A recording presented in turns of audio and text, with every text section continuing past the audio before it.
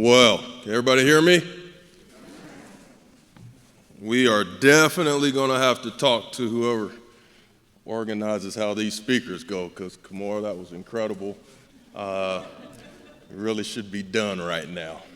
But you got me anyway. So thank you so much. Welcome, everybody, parents, graduates. It's an honor to be here. I'm so thankful that you guys have asked me to come back. Some of you guys know this is not my first time up here, and others of you, this is your first time hearing me. So hopefully you guys will enjoy it. What I got for you today is something that really made me think, because I was speaking to somebody and they said, "Oh yeah, I remember you spoke last time." I don't have any idea what you spoke about, but I know it was good. I guess there's a couple ways to take that. So I've had the privilege of coaching football, a lot of young men for a long time. And one of the things we like to say on the football field is, only tell them 2 things. You want them to play fast, don't tell them 15 things, don't tell them 5 things, tell them 2 things and let it stick, and let them play fast and let them figure out the rest. So I got 2 things that I would love to share with you guys that I know, if you can remember them, they will help you in life. And a lot of your parents out here will be able to say that they've gone through these things and that these would help them out as well. The first one is personal growth. Let me tell you a little story. It was 2023, and since I had the privilege of being the head football coach for the HSAA football team, which is the homeschool athletic association, for those of you who don't know, we were playing the state championship game, and we were playing against an undefeated North Side team. They were the juggernaut. We had some ups and downs, decent team. Went into halftime, and we had just turned the ball over, and so we were a little dejected. Came out first play, first series of the next half, and they drive down and they score. Now we're down 2 touchdowns. So now we start moving the ball. We throw the ball down the seam to one of our receivers. Their DB dives, bam, hits our guy in the head. I lose it. I'm irate. Hey, that should be a penalty. You can't do that. For those of you guys who don't know, you're not allowed to hit a guy in the head. You can't do that in football. Now you think maybe because they have the helmet they're allowed to, but not really. That's against the rules to target. It's called targeting. So I'm irate. Hey, you guys missed that call. And they're saying, no, we didn't. Now I'm like, you guys done messed up twice. Now you're telling me I'm wrong and you missed the call. You done messed up twice now. I got my assistant coaches trying to hold me back, and I didn't relent. So I was kicked out of the game. This is a state championship game now. State championship game. I also called the defense, so now our team loses their head coach, and they lose the guy who calls the defense. So I've obviously put my team in a bad spot. We go on to, unfortunately, lose that game. After the game, I obviously have to make a lot of apologies. I've embarrassed myself, I've embarrassed my family, I've embarrassed the organization. I let my players down. I wasn't a good example to them. I'm always telling them to keep their composure. Competition isn't a reason to act stupid, I tell them. It's all right to be competitive, but it's not a reason to act stupid, and then I go and I do that. So I got the chance to evaluate that for the next few days, and I looked at it, and I realized I had to make a change. And so what I want to talk to you guys about is personal growth. And so something I want you guys to know about personal growth is, number one, it takes intentionality. Don't assume that it's going to happen. You guys are going to school, you're going to learn, but the personal growth outside the classroom, the personality traits, right? The soft skills that they may not be teaching you in the classroom. Be intentional about learning those things, and it takes reflection and evaluation. That's what I had to do. I had to take time and I had to reflect on it. I'd look at it, I had to be honest, I'd look myself in the mirror and say, hey, what kind of example was I? It wasn't enough for me to just say, I can't let this happen again. I had to take intentional steps to make sure it didn't happen again. I had to talk to my assistant coaches and ask them for their help. Don't let this happen again. I had to look at myself in the mirror and look at why I let that happen. Where was I at spiritually that I let that happen? So I had to evaluate. An evaluated experience, that's where the treasure is. Just because you have an experience, if you don't take time to evaluate it and let it make you better, it's a wasted experience. So I was able to take the time to do that. And I learned and I got better, and as we got into the next season, I remember one of those coaches that was standing right there on the sideline trying to hold me back the next year. He was telling me, hey, you've gotten better. I'm praying every game you don't get kicked out. He said, but you've gotten better. And what did that do for me? That made me feel, okay, I took the right steps and I'm making progress. I have grown in this area. I'm not there, but I'm better. Take the time to grow. Think about this, you guys. We plan everything else in life. We plan everything else in life. When my wife plans the next day, right?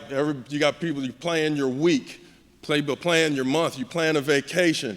Why wouldn't you take time to plan your personal growth? Don't assume it's going to happen. Just because time passes doesn't mean that you grow.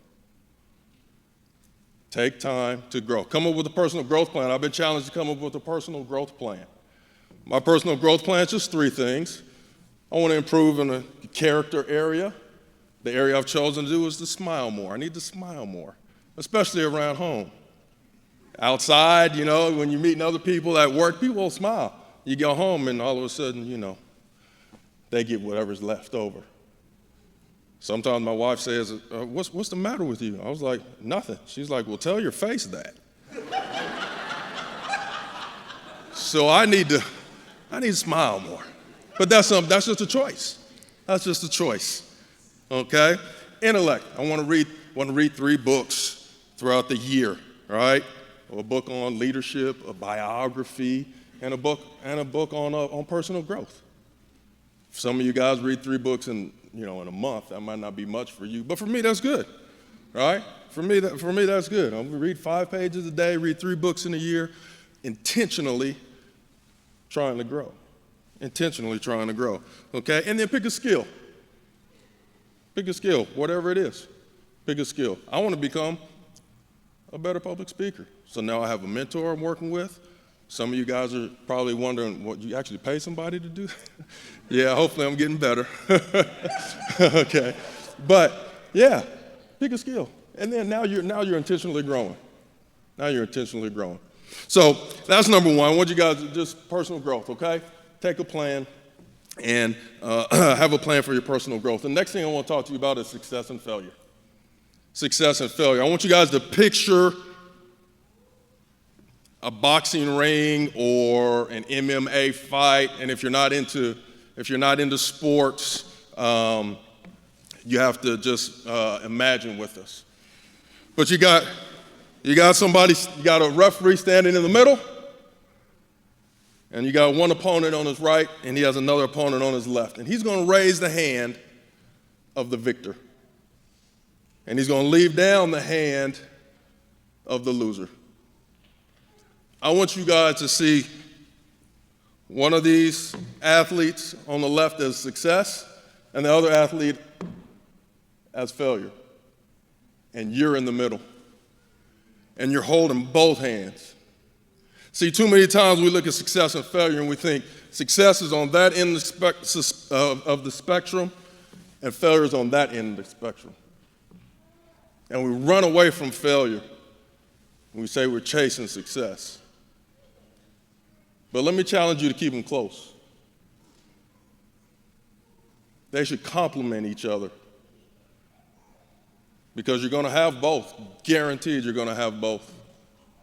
And you got to learn how to be able to handle failure. And one of the biggest things about being able to handle failure is look at it as an investment. Look at it as an investment. When we moved down here about 8 years ago, I got out of coaching, wanted to spend more time at home, opened up a property management company, and about 2 years later, had to close it down. When I closed it down, I ended up losing about $150,000.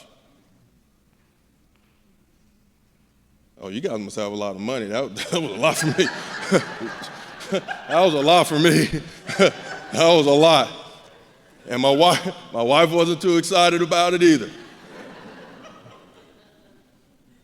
And one of the first things our financial planner told me was, well, Reg, just look at it as you just paid for a graduate degree in business. And I was like, what? That is not what I was looking at. I'm looking at, I don't have any money coming in, I just lost $150K. But he taught me something. It taught me about perspective. It taught me about how to frame what you're going through, how to frame quote unquote failure. My mother-in-law has a saying, she says, what is bad ain't always bad. Because a lot of times we look at something and we think it's bad until it's in our rear view and we have the perspective and we're able to say, oh, that actually built that muscle. That actually taught me that. If I wouldn't have gone through that, I wouldn't have learned that and I wouldn't be here now.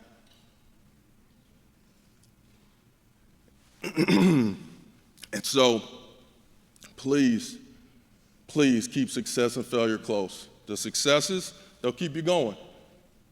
They'll keep you going. Because when you have those successes, right, you can remember those failures. And when you have those failures, you're going to have to look back on those successes to help get you through sometimes. But you can learn from both. You can learn from both. And the failures will help us out. So, just want to leave you guys with those two things. Plan out your personal growth. Have a plan for it. Don't assume it's going to happen just because time passes. Just because time passes, all you do is get older. Doesn't guarantee you get better. So make a plan to get better and grow throughout your life. And keep success and failure close. Okay?